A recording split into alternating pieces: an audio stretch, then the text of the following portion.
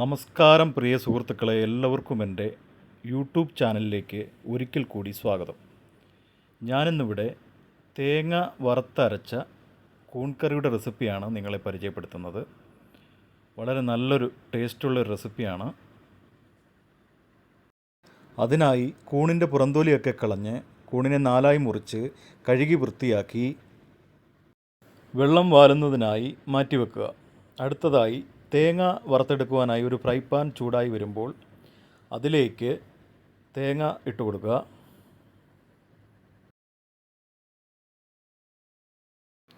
ഇട്ടുകൊടുത്ത തേങ്ങ ഒന്ന് ഡ്രൈ ആയി വരുന്ന സമയത്ത് അതിലേക്ക് 5 വറ്റൽമുളക്, 5 ചെറിയ ഉള്ളി, 8 വെളുത്തുള്ളി അല്ലി ഇവ ചേർത്ത് കൊടുത്ത് നന്നായി യോജിപ്പിച്ചെടുക്കുക. ഇപ്പോൾ തേങ്ങയുടെ കളർ മാറി വരുന്നുണ്ട്. ഏകദേശം ഈ പരുവമാകുമ്പോൾ, ഒരു ചെറിയ ഗോൾഡൻ പരുവമാകുമ്പോൾ അതിലേക്ക് 1/4 ടീസ്പൂൺ മഞ്ഞൾപ്പൊടി,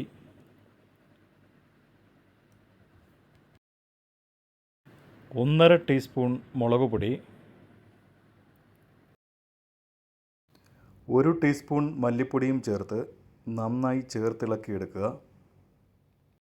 പ്രത്യേകം ശ്രദ്ധിക്കുക, സ്റ്റൗ ലോ ഫ്ലെയിമിലിട്ട് വേണം മസാലകൾ ചേർത്ത് നന്നായി ഫ്രൈ ചെയ്തെടുക്കുവാൻ, ഇല്ലെങ്കിൽ കരിഞ്ഞു പോകാൻ സാധ്യതയുണ്ട്. ഏകദേശം ഈ പരുവമാകുമ്പോൾ നമുക്ക് തേങ്ങ മാറ്റി വെക്കാം. അടുത്തതായി ഒരു പാത്രം അടുപ്പിൽ വെച്ച് അതിലേക്ക് 1 ടേബിൾ സ്പൂൺ വെളിച്ചെണ്ണ ഒഴിച്ചു കൊടുക്കുക. അതിലേക്ക് 1 ടീസ്പൂൺ കടുക് ചേർത്ത് പൊട്ടിച്ച്,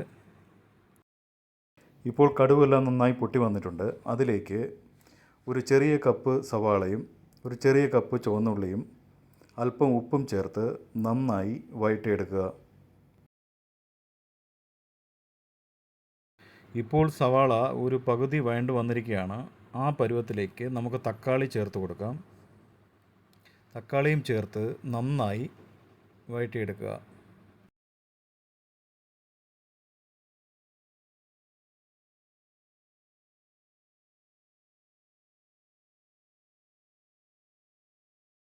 സവാളയും തക്കാളിയും ചേർത്ത് വഴറ്റി അധികം മുടഞ്ഞു പോകേണ്ട ആവശ്യമില്ല. അതിലേക്ക് 1/4 ടീസ്പൂൺ മഞ്ഞൾപ്പൊടി ചേർത്തിളക്കുക.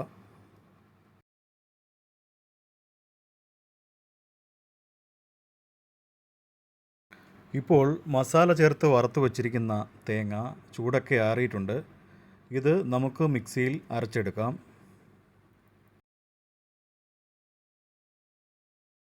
അരപ്പ് ചേർത്ത് കൊടുക്കുന്നതിന് മുമ്പായി നമ്മൾ വൃത്തിയാക്കി വെച്ചിരുന്ന കൂൺ നമുക്ക് ചേർത്ത് കൊടുക്കാം. ചേർത്ത് നന്നായി ഇളക്കി യോജിപ്പിക്കുക.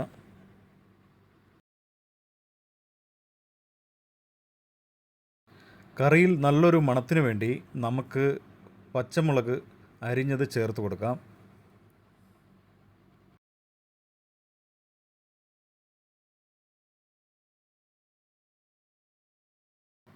അതിലേക്ക് തേങ്ങ വറുത്തരച്ച അരപ്പ് ചേർത്ത് കൊടുത്ത് യോജിപ്പിച്ചെടുക്കുക.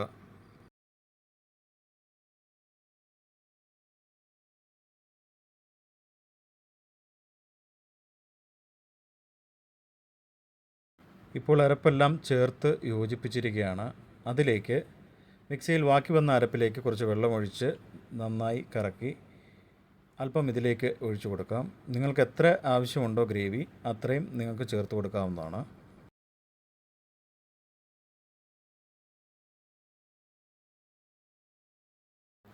ഉപ്പിൻ്റെ പാകം നോക്കി ഉപ്പ് ആവശ്യമെങ്കിൽ കുറച്ച് ഈ സമയത്തേക്ക് ഇട്ട് കൊടുക്കാവുന്നതാണ്. മസാലകളെല്ലാം ഒന്ന് ബാലൻസ് ആകുന്നതിന് വേണ്ടി ഞാൻ അതിലേക്ക് തക്കാളി സോസ് ഒരല്പം ചേർത്ത് കൊടുക്കുകയാണ്. 1 ടീസ്പൂൺ.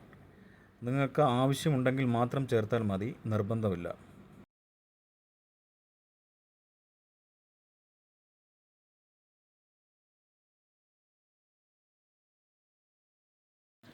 ഇനി നമുക്ക് അടച്ചു വെച്ച് 8-10 മിനിറ്റ് കുക്ക് ചെയ്തെടുക്കാം.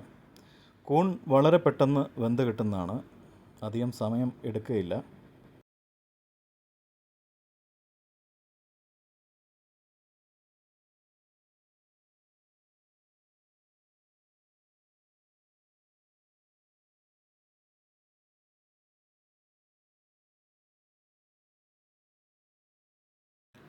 ഇപ്പോൾ ഗ്രേവി എല്ലാം നന്നായി കുറുകി നല്ല മണമെല്ലാം വരുന്നുണ്ട്.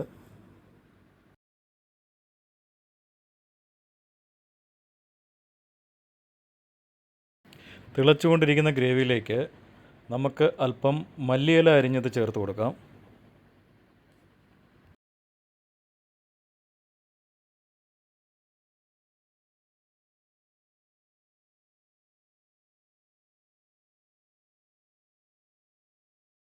ഇപ്പോൾ ഗ്രേവിയിൽ എണ്ണയെല്ലാം തെളിഞ്ഞ് കറി റെഡിയായി വന്നിരിക്കുകയാണ്. നിങ്ങൾ തീർച്ചയായും ഈ റെസിപ്പി ട്രൈ ചെയ്ത് നോക്കുക. വീഡിയോ ഇഷ്ടമായെങ്കിൽ ലൈക്ക് ചെയ്യുക, ഷെയർ ചെയ്യുക, സബ്സ്ക്രൈബ് ചെയ്യുക.